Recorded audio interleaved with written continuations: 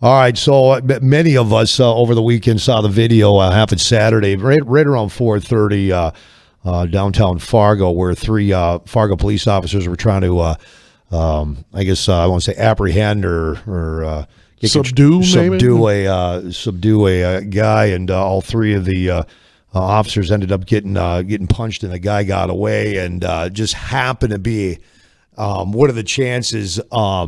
Somebody that works for the news department at KVRR, I don't know if they lived in that area or what, they got video footage of that part of the incident, and that thing went viral. It's, I believe now the number's over 10 million views. This thing's been picked up nationally. We talked about it on the show yesterday. And look, people have questions, understandably so. I had questions like, how can this guy get away from three of Fargo's finest? How can this happen? Are they not trained? Are they second guessing themselves? I mean, yeah, you get sucker punched, you're going to have a moment, but how did nobody stop this guy? Took phone calls on it, and I'm like, you know what? I'm going to make a call, see if the chief will come on and address this. I saw the chief on the news last night, Fargo Police Chief David Zibolski, and according to police, in just 1 week, there have now been 2 violent attacks on Fargo officers. Last week, female officer was attacked by a minor, all caught on camera. I saw some of that video. And she was kicked in the head while trying to detain the suspect. I missed that part, and I guess that officer's still out. According words of the chief, pretty significant injuries, and probably going to be out for a while. Then 4 days later, you got this 37-year-old Joseph Manitowabi, I think that's how you pronounce his name, punches 3 officers in the head before making a run for it, and then they got him after a short pursuit. The chief joins us now in the studio.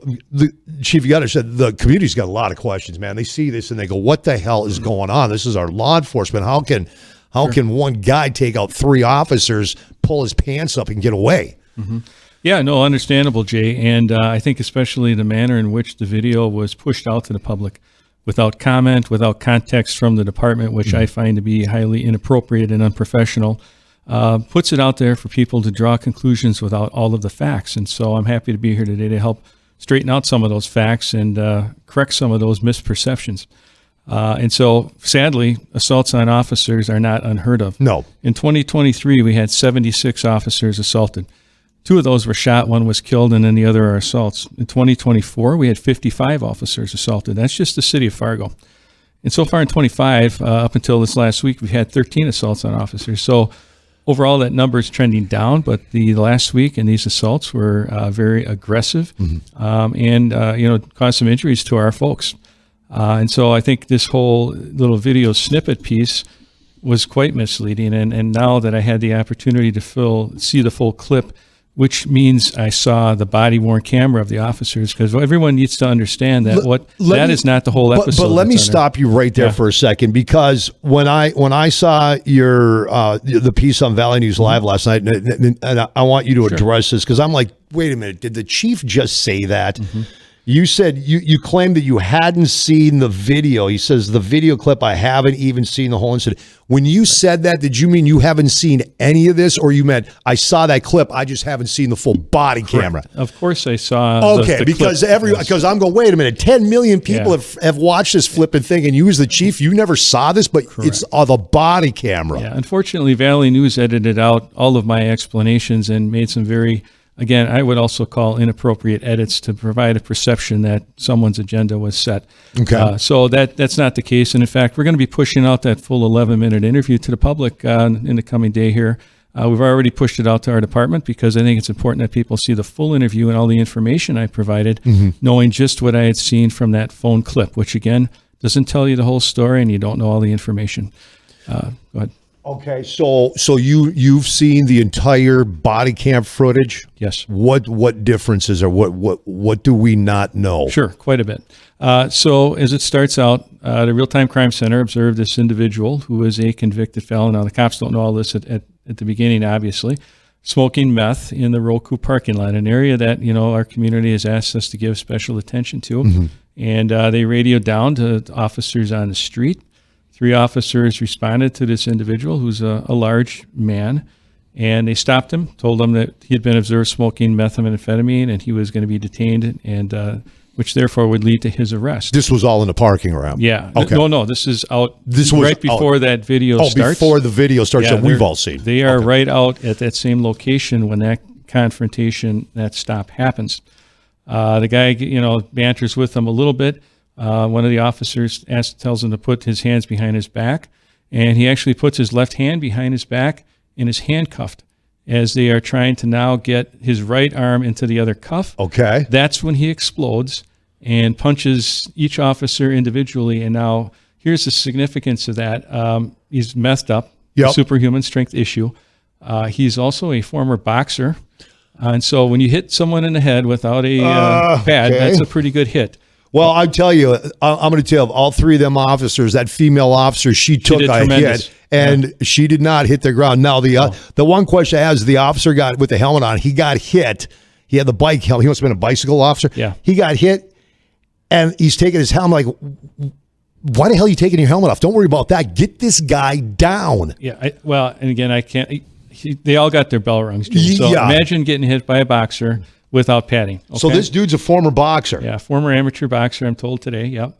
And so they did tremendous absorbing that. And now remember, they've got one handcuff on his hand. So the officer with the one cuff is doing everything he can to hold that arm so he doesn't swing the cuff around, and that can cause significant injury to the other officers. That's why they didn't immediately disengage and go to another, like a taser thing. And you can't. So they're trying to get him to the ground. Those punches happen, which are significant. I don't know, the one cop's got a pretty big bump on his head, and the gal, she had some pretty significant pain and headaches for the next day. Surprised she doesn't have a broken jaw. No. And so, but the story doesn't end there. And this again is the problem with perception and a little video snippet and people coming to conclusions about what they don't understand. Immediately after that, these cops got their senses about them and immediately initiated a foot pursuit. The one cop who had the handcuff on him was broadcasting his description and direction of travel and was on foot chasing this guy. The other two hopped on their trike and their vehicle in attempts to cut this guy off. And in short order, they captured him behind the Salvation Army and put him into custody.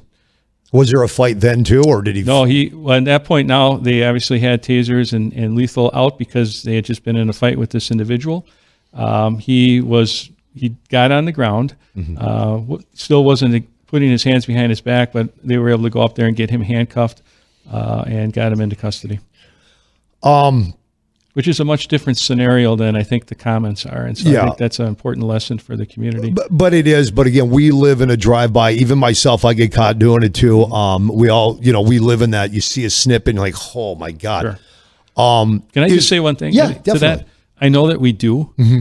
But I think the importance of these situations with our officers, they really deserve that respect and trust until you got the full story. They should not be placed in a position where they are subject to denigration simply because they only got a little piece of the story. I take issue and I agree with you. And I agree with you. And I was a little guilty of that yesterday myself. I backed off a little bit. It's like, okay, just hold on. Let's wait and see. But again, the public, they have questions and people jump to conclusions. So are you going to release all this body cam footage? Right now, and we'd have to talk to our prosecutor, but it will be released at some juncture. And if they are okay with it coming out sooner, that would be fine with us. But the normal process is because it's an open criminal investigation that we would not, and they would not do that. But I can tell you now that I've seen the full scope, I can tell you those facts, which aren't going to change. And I think it was necessary because of the way this was pushed out. And, we really need to alleviate that misinformation. How long is the footage, Chief? It's not very long. A few minutes. I don't know exactly. Do you know what I would do once you can release it? Or if the prosecutor says, Chief, go ahead, release it, and the prosecutor may say, you know what, we can still do the case, release this thing so these officers are made whole. I'd be on the phone to TMZ. Say, here, if you folks are credible, like you claim you are TMZ, which I don't really think they are, but here, I'll give you the full footage. You're going to release the full footage, TMZ nationwide, worldwide? Will you release the full footage? No, they probably won't. No, that's the issue with the drive-by perspective, and that's why I just really encourage people to think before they respond to one piece of one incident with what they think happened. Because you imagine being the cops in this incident. They did outstanding work. They absorbed and get punched by a big guy. He's a big dude. Boxer, right? Yeah. And then get your wits about you and go after that guy and get him into custody. they deserve a lot of credit instead of ridicule. And I think that's the really sad part of this incident. Chief, no, this guy was, they saw him on the Real Crime Time. What is it called? It's called Real Time Crime Center. Real Time Crime, which I'm 100% for. I think it's fantastic. Because those cameras are using city cameras, and they're in areas where there's no expectance of privacy. They're using that. So whoever's watching, and it's usually a law enforcement officer that's manning that, do they not know? Because this guy's rap sheet, he was just recently in big trouble, and we'll talk about why the hell this guy was even on the street to begin with. But did they not at the crime center go to the officers that are out there, hey, this is who you're dealing with? So these officers, when they roll up, they're like, we got to be ready for this guy. Yeah, I mean, in some instances, they know who some of the people are, but they don't know all of them. Mm-hmm. Yeah. And in this case, they didn't know. They didn't know who this guy was, because that was a question I brought up yesterday, and it was brought up, emailers, and I think some callers brought it too. It was like, how do they not know who this guy is? We had a listener claim in the email that he was known to law enforcement. Yeah. Were these rookies? He's known to law enforcement because he's been arrested a lot of time, but two of these officers haven't even probably came on during the time he's been in prison. You know so they're new. Known to law enforcement, and he's got a record, yes. Known by these people on that day, not necessarily. And he's also been arrested in other instances where he's been aggressive and where he has not been aggressive and been placed in custody. So our officers have to judge a situation by the circumstances and the reactions in front of them. And in this case, ironically, just as I explained to Valley News, but they didn't choose to publish it, that's exactly what happened. This guy submitted and had one handcuff on and suddenly attacked. And he just snapped. Right, exactly. And that's going to happen if you're on meth or drugs or whatever. You don't know what their mind is. And is it true when people are on meth that they got superhuman powers? I mean, I have seen instances where more than 3 cops cannot control someone on meth, and where tasers are ineffective. All kinds of video. In fact, if I've seen taser stuff. Yeah, you've seen tasers that aren't effective. And so, again, the way this unfolded, it was an entirely different circumstance. They did the very best they could under that circumstance, and I think responded quickly after being assaulted, got this guy right back into custody. And also, when this is released, you're going to see the professional manner in which they placed this guy in custody. Now, keep in mind, all 3 of these cops got pasted in the head. Hard. Good. Headaches, pain, injuries. They caught this guy. Professional. Put him in custody. Done. So, again, he is in custody, and he's put in custody by these same officers. Yes, he was. So they got their wits about him and got this guy, got him off the streets, and hopefully now the courts will keep him off the street for a while, for a long time. This I saw this in comments and calls, emails yesterday, and people feel like they saw this video and said, look, these officers, are they second guessing themselves? Are they afraid to do their job? Does the chief believe that the officers should stand down? When it comes to that, what do you say to that? Absolutely not. These officers were performing their duties 100% opposite of that perception. They approached this guy, engaged him, tried to take him into custody. So they're not second guessing themselves, but I think they're certainly feeling aggrieved by the manner in which they've been treated.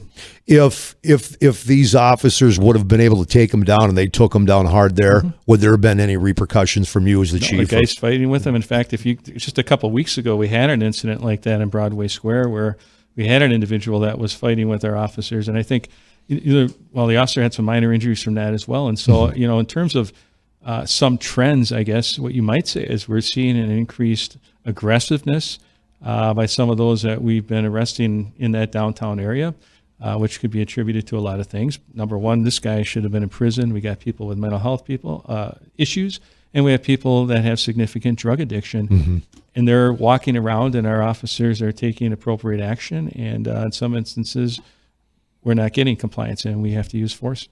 John, I'll grab you before the break. You're up, Jay Thomas Show with Chief David Zibolski.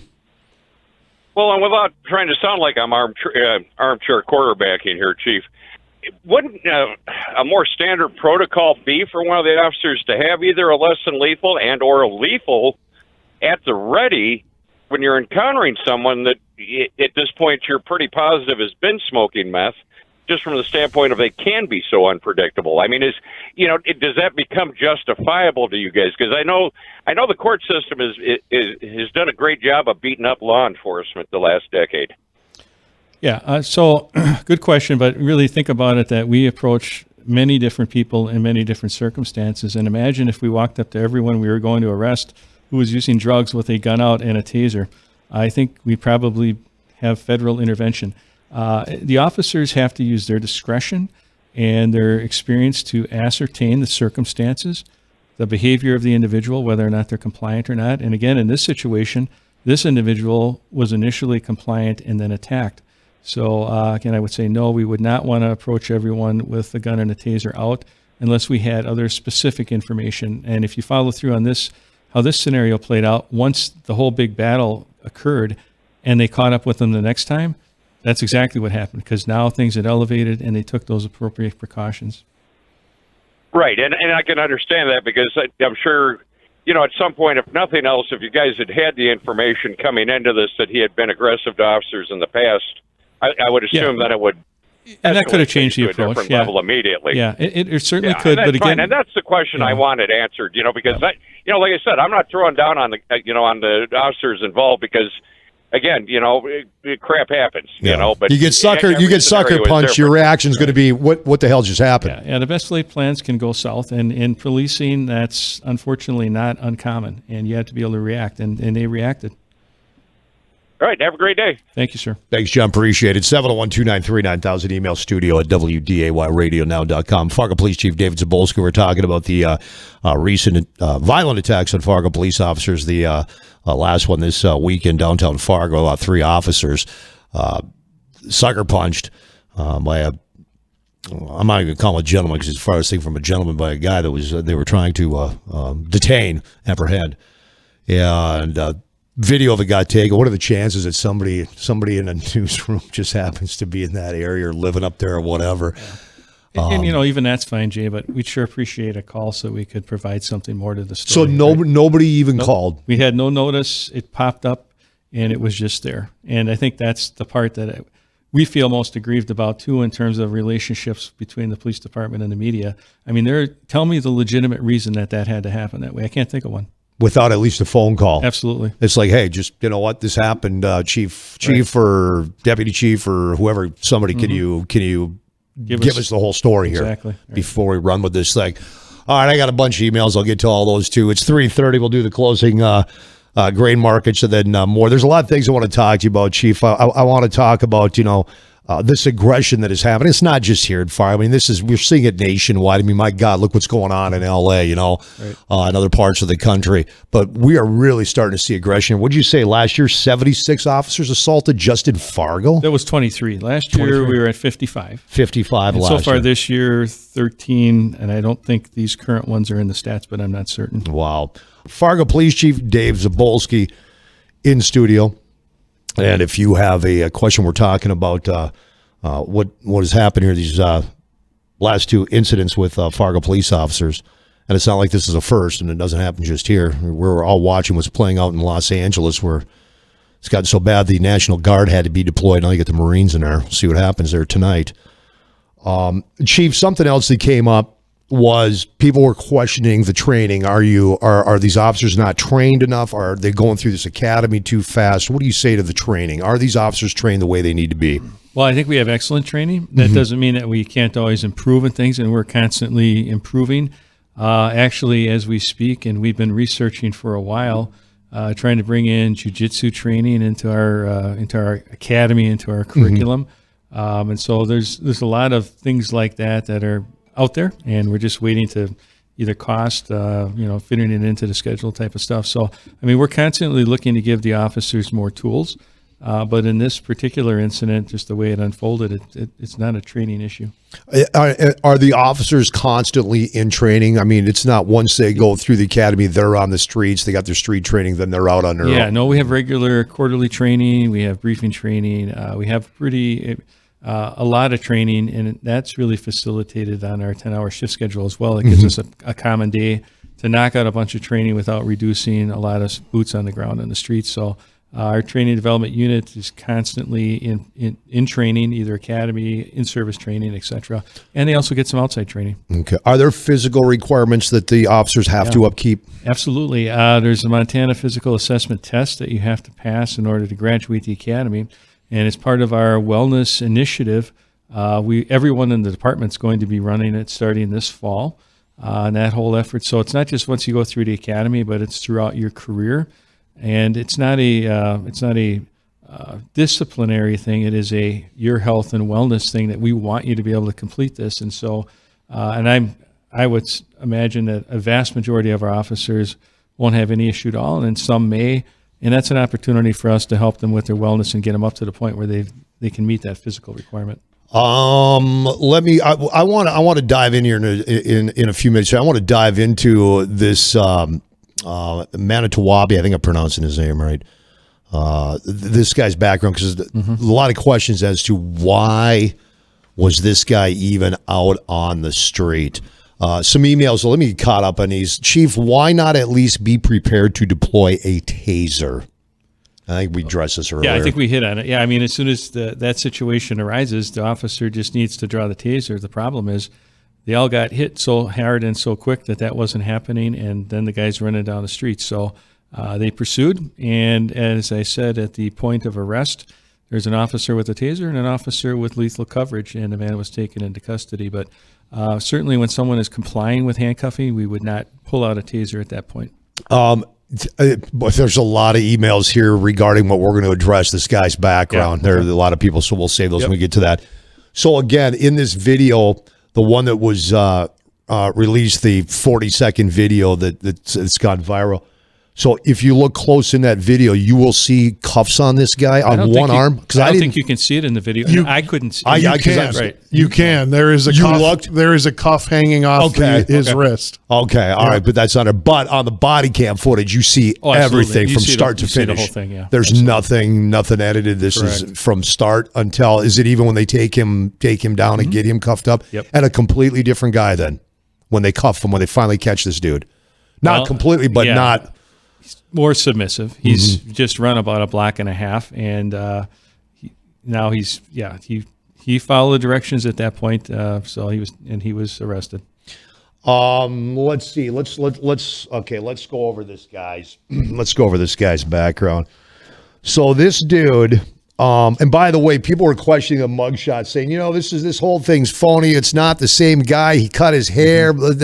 No. The Cass County Jail released an old mugshot of him because he refused to do a new mugshot. So that's why you're seeing different shirt, shorter hair. Okay. So this guy and this, now this dude is homeless. He probably does not have the cash to get out, but he's in custody currently at Cass County Jail on a $25,000 cash bond, which I found ridiculous. It's like, really, this guy pulls all this and his bond is $25,000. No, granted, it's $25,000 cash, and that could be why the courts did. It's like, this guy, he doesn't have $25,000 cash, but still. Criminal history includes resisting arrest, aggravated assault, simple assault on law enforcement. So this isn't the first time he's gone after law enforcement, correct? And robbery. No, absolutely not. In 2021, he had a felony assault on an officer. And in 2023, he's got a robbery and aggravated assault with a weapon. That was a machete, I believe. Yeah. Mm-hmm.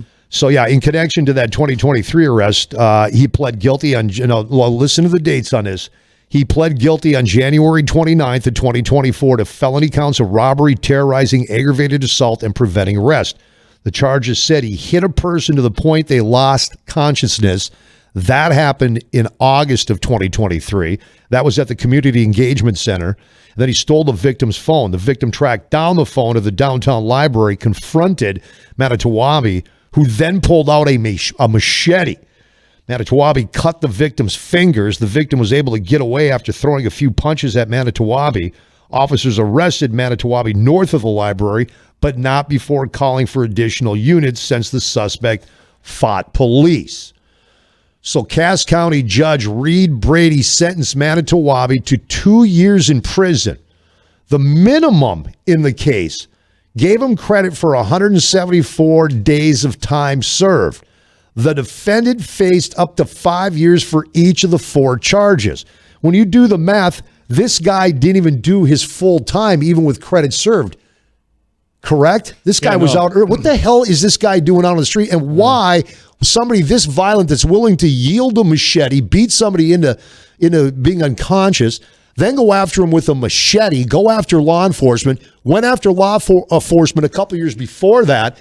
How do you sit there and give the guy the minimum 2 years? I mean, this isn't law. These are the courts. And I know we got the jails are full. Yeah, well, the jails are full. For a guy like this, you find somebody in there that's, you know what, you did good time. You know what, you're not in here for something. Get the hell out of the prison. We need to make room for this guy. This is ridiculous. He's on the street. Well, it's completely mind-blowing. And he got out of prison on April 20th of 2025, and the math does not add up. And so how DOCR released him, no one can answer that question. We haven't been able to get an answer on that. And this is kind of exactly what Drew Wrigley was talking about with his bill when he talked about how there is, in some respects, well, I'll just say shenanigans in terms of whether someone's actually in physical custody or not. And I've commented on this before that I think we've lost a lot of that accountability and oversight for these folks that should not be walking around. They should be in a secure environment. Yep, exactly. It would be interesting. I don't know if it's possible to go back and see when he was released in, what'd you say, April of this year? April 20th is the info that we have. If any time after April 20th, if they had him listed on the roster, Department of Corrections, as still being in some custody. Yeah. Okay. All right. And again, yeah, he would have been in custody of not Cass County Jail. He would have been in custody of the Department of Corrections. So I just want people to know, before you start screaming bloody murder at Sheriff Jesse Johnner, no, this would have been the North Dakota Department of Corrections. And you're right. This is what Drew Wrigley was saying. Look, there's something wrong here. And the DOC, they fought him every step of the way. Well, I know, Chief, you and Sheriff Johnner had both gone out, testified to the legislature as well, and even Sheriff Johnner shared that with us last time he was on the program. Some of these violent offenders are not even serving 50% of their sentence. No, and even this guy here, I mean, you look at his prior felony convictions, and he ends up with minimum time. I mean, how's that decision get made? How is that possible? 4 counts, felony counts, 5 years each, and a judge gives this guy 2 years. And he doesn't even do the whole 2 years. It is obscene. Ty, you're up, Jay Thomas Show. Jay, that's the real story here, Jay. This guy is just a vehicle to open our eyes to what's really going on. The police are not supported by the judicial system. This nonsense about jails, this nonsense about judges. The politicians, we need to know, needs to be publicly printed on the newspaper everywhere. Every politician that voted against Drew Wrigley's plan.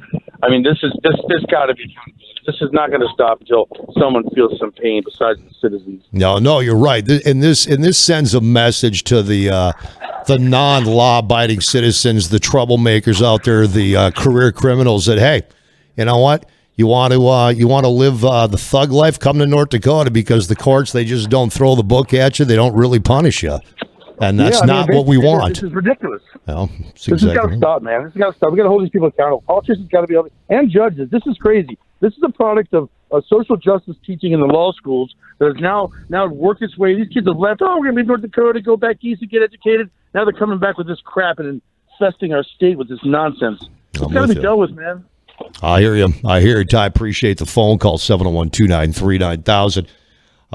Let's see. Email, think if court systems would be more strict, these criminals would be locked up for longer, Minnesota included. Courts just keep letting them go to do more crimes. Exactly, and that's what Drew wanted to stop. He wanted to stop that. And I've had many officers over the years, not just recently, say, Jay, it's frustrating, man. We're out there. It's the same people over and over. And a lot of times we're shocked. It's like, wait a minute, this person's out of jail and are back on the street already? Let's see. Question for the chief, or maybe it should be a follow-up for news. The individual that assaulted the 3 police officers appears to have been convicted based on North Dakota court records: robbery, aggravated assault, terrorizing dangerous weapon, adult victim, felony preventing arrest, blah, blah, blah, blah. Based on that record, it shows he should have served 2 years in a correctional facility as a mandatory minimum sentence related to the terrorizing with dangerous weapon. That would seem to me he shouldn't have been out based on that. Was he released early? Why was he out? And that's what we're discussing. Exactly. Don't know, man. This is what Drew Wrigley tried to stop. Well, and you talked about it on the show, Jay, too. There were a couple of legislators even in this area that were railing against it, saying offenders wouldn't have the ability to get their own rehabilitative programs, all this stuff. And we were told that's poppycock. They would still have the ability. They still have them during serving their sentence to get these things. And then to the chief's point, I question the head of the Department of Corrections who was fighting this as well. He fought it every step of the way. And to this day, I still question, why are you fighting this? Well, no, here's a concern I think that I have. And if you look at just the way that, even when you talk about registered sex offenders, and over the last decade, the manner in which we used to have facilities for some of these people who we know cannot be rehabilitated. Now they're pushed out into the community to live in the community, and everyone knows that for many of them, reoffending is very likely. So we're apparently taking a calculated risk, or they are, that this is better, but it's cost effective if you're a state and you don't have to have a facility to hold people. The prisons seem to be going in that exact same direction, and from my professional opinion, that is a dangerous thing for the community and the state to do. Now, there's not to say that some people don't have rehabilitative attributes, etc., but we have some violent people here. This is not the only guy we've come across in this scenario, and they are just slipping through the cracks far too often. Well, prime example, story that came out yesterday, incident over the weekend at the old Broadway, where the guy goes in there and just decides he's going to bust a glass over somebody's head. He's just an instigator, then stab him in the neck. Almost kills the guy. And this guy's record isn't the greatest either. And the same thing, we're talking about, it's like, why the hell is this guy walking the streets? He's a violent, doesn't care. Well, then to your point, Jay, the part we discussed on the show yesterday as well is I don't know if it's the prosecutor's discretion, but how does that not get charged as attempted murder? It is, what was it, assault? Yeah, assault. Yeah, simple assault, I think, or something like that. It was a crazy charge. Like, wait a minute, you just stabbed somebody in the neck with something, almost took their artery out, the guy almost bled out, and this is assault? Email says, guys, the answer is simple. Restorative justice. It is a scam that does nothing but coddle violent criminals and repeat offenders and spit in the face of law-abiding citizens and victims. Cass County State's Attorney Kim Hedvig is 100% all about restorative justice. Yeah, she is. I had her on my show and she's running. She likes the restorative justice. It doesn't always work. That's the thing. You just said it. It does not work on everyone. There are just people out there that this is the life they're going to live. And if they're coddled, that just adds more fuel to the fire. Let's see. This is question completely off topic. All right, I'll see if I can throw that to the chief when we're done. Chief, how concerned are you about the violence that's coming upon your police officers here at Fargo? Well, I'm always concerned about it, and I think any chief would be. And of course, our officers and their families are concerned about it. There's a bright light in the statistics that show quite a decrease in Fargo, but that doesn't negate some of these instances and these significant injuries that our officers have to incur. And so, I mean, we should see zero assaults on officers. And so we are tracking that and doing everything we can to help prepare and equip our folks to handle that. Growing up, I'm almost 60. Growing up, it was so rare that an officer in towns of this would be assaulted. I mean, I remember officer in my hometown of Hibbing getting assaulted. When I was in high school, he went to apprehend somebody in their apartment, and he got attacked with a hammer, and he ended up in rough shape for a long, long time. He wasn't on the job ever again. And that was the only one I could ever remember. This was just unheard of. I'm not saying not in cities like Chicago and stuff, where there's millions of people. But now it's just becoming a common occurrence. Right. Too much. All right. So I want to go back to a couple of things before I'll let you get rolling. Thanks for coming on here and talking about this. Appreciate the opportunity. The community saw this, and they were concerned, pissed off. More, others were like, wait a minute, how do I feel safe as a resident if one guy can take out 3 officers? What do you say to that? That's the harsh reality. And we have people like that walking around that should not be. Mm-hmm. Is that the everyday? No. But again, this is the exact circumstance. Things like this happen. You don't hear about these other instances because it just doesn't make the news. Sure. Right? Somebody wasn't there with a video. Right. Exactly, right. And so, I mean, in our police world, our officers know that this is a possibility. They prepare for it. They train. They take the best tactics, etc. But just like in this scenario where we think we're going to have a cooperative arrest, boom, suddenly in a split second, it changes. And now you got to react to that. And that's again, that's what happened. Like I said, I didn't even see the handcuffs swinging on that guy when they were. Yeah, you got to look for it. It shows right as he starts to make a break for it to turn to run away. You can see the cuff swinging. Okay, that's good.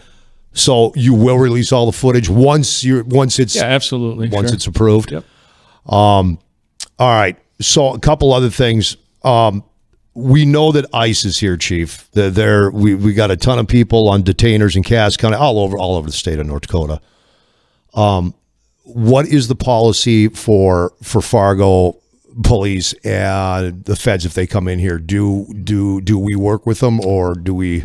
Well, we'd absolutely assist them with anything assistance that they needed. It's really their jurisdiction to locate and to make those arrests. But I think it's important for everyone's benefit and protection that if they want assistance from our department, that we're there to provide a uniform presence so that people know there's legitimacy to what's going on. I mean, you can debate the whole immigration process, but federal law is federal law, and if they're here to carry out their police duties, we would certainly assist them as requested. Okay, Fargo PD will work with them. Right.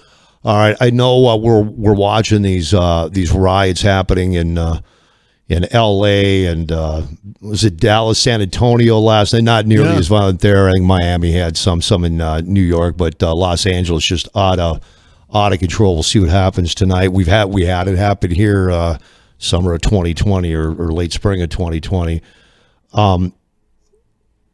If that happens here, is it all out? Law enforcement will stop this. There's no, because some of these cities you're seeing the leaders say, you go ahead, stand down and let these people do what they're doing.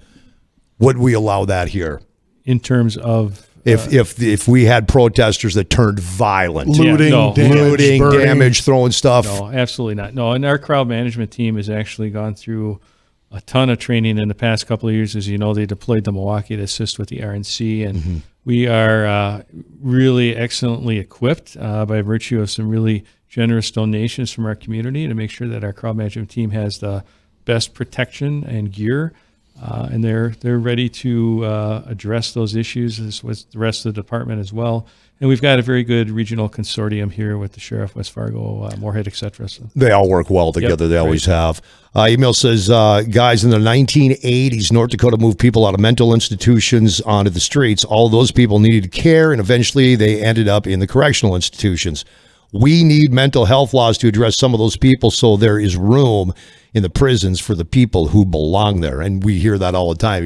Even Sheriff John, who, of course, runs Cass County Jail, says, it's the jail's not, it's not a mental institution. And I think that has an effect on the prison too, but then solve that. Then build a mental health facility and free up the prison space for those other folks.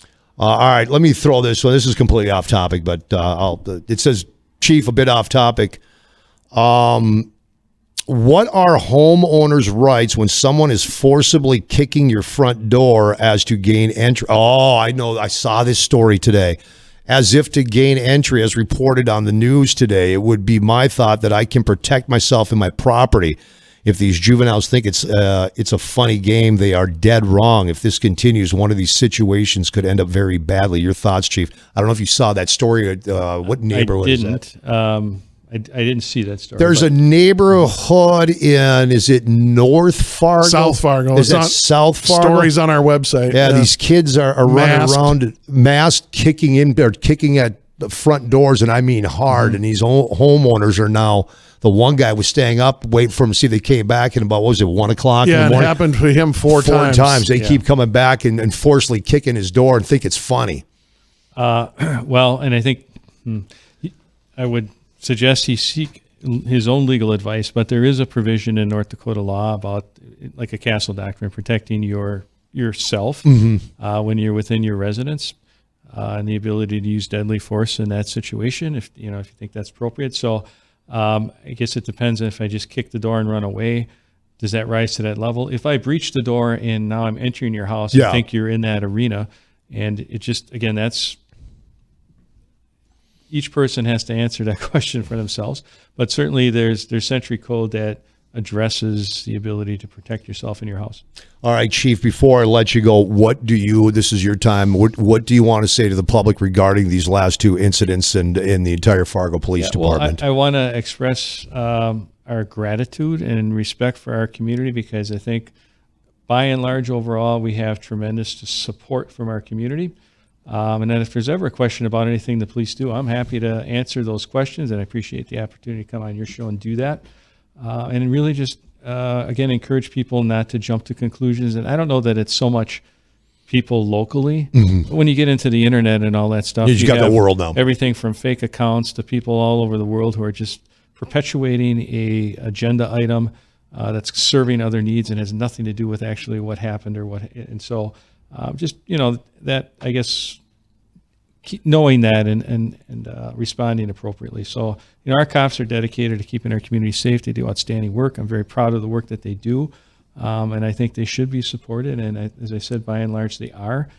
These two instances, unfortunately, took a rather negative twist that was not beneficial from our perspective or for our cops. And it was unnecessary, because we could have easily addressed that ahead of time and provided the information that I was able to provide you today, and go from there. How are all four officers doing? Because there's three in this incident, and then of course the other officer was it last week where she got brutally attacked? Yeah, the one from last week is still out on injury leave, and then the three from over the weekend are all back working. Still got some pain and things of that nature, but they're back working. Are you concerned that you have, when you look at the rookie to seasoned officer ratio, that there's too many rookies? Well, let's be honest. So probably 50% of our force has less than 5 years. That's just the reality of life. And I think just about every department is somewhat close to that ratio, because it's, there's been a lot of turnover in law enforcement going back to 2020 through 22, and they had huge resignations and retirements across the nation. Everyone felt that, and everyone's been working to build that back over the years. We've done a tremendous job on that, as a lot of places here locally. Not everyone has that. If you look at Minneapolis, there are hundreds and hundreds of cops short. Yeah. And how long will it take them to catch up? So I don't think they'll ever get caught. We got a lot of young cops, but we have a lot of young cops who are committed to keeping our community safe, and that's important. Well, you look right now, Los Angeles, you look at these big cities, they're all short. And I just, when it comes to big cities like that, I don't think they're ever going to get caught up, because it's like, I want to be in law enforcement, but why would I go to where I know it's going to be nonstop violence? Look at Minneapolis lost 483 officers. Yeah, I don't think they're even close to catching up down there. No, and part of that is the community piece, right? And I mean, you can work anywhere as a cop. So am I going to go to a community that supports me, or do I want to work in a community that doesn't really support me? That's a huge ask. All right, Chief. Anything else before I let you go? No, great. Appreciate the opportunity. Well, I wanted to get you on here and talk about a 40-second video that went viral, and said no, there's a lot more to it. So again, the community does not have anything to worry about. Your officers don't second guess themselves. They get all the training that they need. They're not told to stand down if they're getting attacked or somebody's being attacked or hurt or threatened. No. You do your job. You take that person down. Yes. You don't second guess. You take them down. As the chief, I got your back. Thanks, Chief. Thank you, sir. Oh, one more quick one too. I got another one. So why can this must be somebody in the media? I'm not saying it anymore. Where the hell did it go now? Where the hell did it? I think I lost it. I might have deleted it. Why can we not go to your officers when we want questions that we have to go through the chief? Well, they don't go through the chief. We have a comms team that responds to media inquiries. That's what I do. I go through Katie on a regular basis. Yeah. So I'm not answering every media inquiry. There's certain ones that I get asked about, but we have a process for that. Our command officers, our shift commanders respond to a lot of inquiries once they coordinate with our communications team, and we push stuff out as quickly as possible. All right, Chief, appreciate the time this afternoon. Thanks. You. Got it. All right, holy smokes, it's 4:08. Ronnie didn't give me any heads up, man. That's what happens when you start BSing. Well, man. it's good conversation. It is. you know? Oh, we got another call real quick. All right, hold on, Chief. We got one more here real quick. I'm behind it. I'm already behind, so what the hell's one more call? Hey, Roger, I'll let you slip in here even though I'm like way behind. Roger, up with the Chief. Go ahead. Okay, I had just one question. You see on the internet about these sovereign citizen crap all the time. What would Fargo police do if they ran across one of them guys? Okay. I'll just hang up and listen. Oh, hold on. Ask it again because the Chief had his headphones off. Now he's got them on. Okay. You hear on the internet about all this crap about sovereign citizens. I'm just wondering what Fargo police do when they run across a situation like that. Well, it's the same enforcement protocol for those, depending on what's the violation. So again, we have to follow our state law. There's some things that are non-criminal and limit our ability to make arrests, and for things that are arrestable, if we have non-compliance, we can make an arrest. So, it depends on the situation, but they are treated just like everyone else. But I think you're correct; they can sometimes be much more difficult to deal with because of their beliefs. Yeah, I know. Usually, there's no insurance, no license, No. fake plates, all that. And I'm just wondering how the police department handles that. We probably issue citations depending on the situation again. So, and our state law dictates what those penalties are. All right. Thanks, Rod. Appreciate it. Yeah, you see those folks online all the time posting their videos like they're constitutional lawyers. Well, You just look at them and go, "You're an idiot." That's what You're an I was going to absolute say. idiot. They claim to have a copy of the Constitution and the Bill of Rights in the glove compartment, but they don't have any car insurance, no plates, no tags. Yeah, they think driving is a right. No, it's a privilege. All right, thanks, Chief.